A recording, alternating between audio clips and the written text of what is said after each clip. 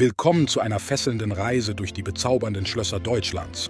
Taucht ein in königlichen Glanz, romantische Geschichten und historische Pracht. Von Schloss zu Schloss führen wir euch durch eine Zeit vergangener Eleganz, wobei das Highlight, das schönste Schloss, am Ende auf euch wartet. Bereit für ein unvergessliches Abenteuer? Platz 10. Schloss Schwerin. Unsere Reise beginnt mit einem Blick auf das majestätische Schloss Schwerin, das auf einer Insel im gleichnamigen See thront. Eine märchenhafte Kulisse, umgeben von Wasser und umrankt von historischem Charme.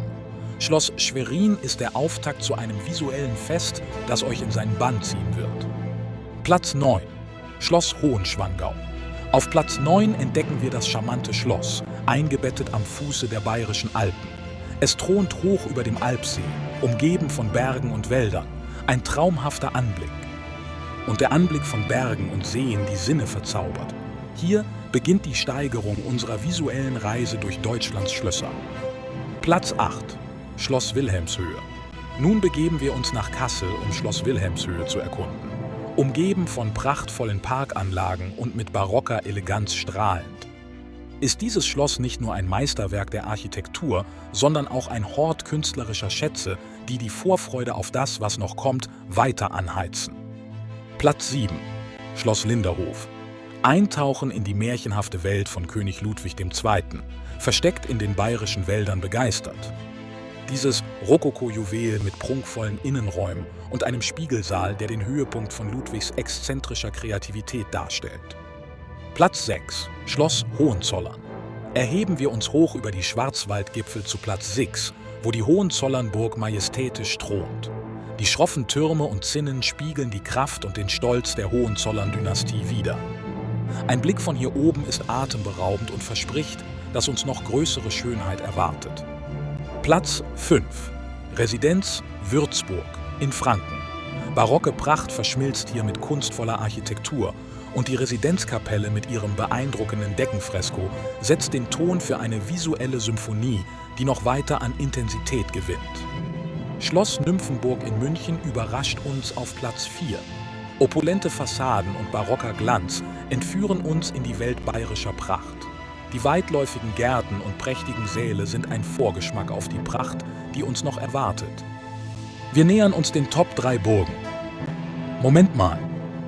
Bevor wir eintauchen, wäre dein Like fantastisch. Gemeinsam machen wir dieses Abenteuer noch unvergesslicher. Platz 3. Schloss Sanssouci.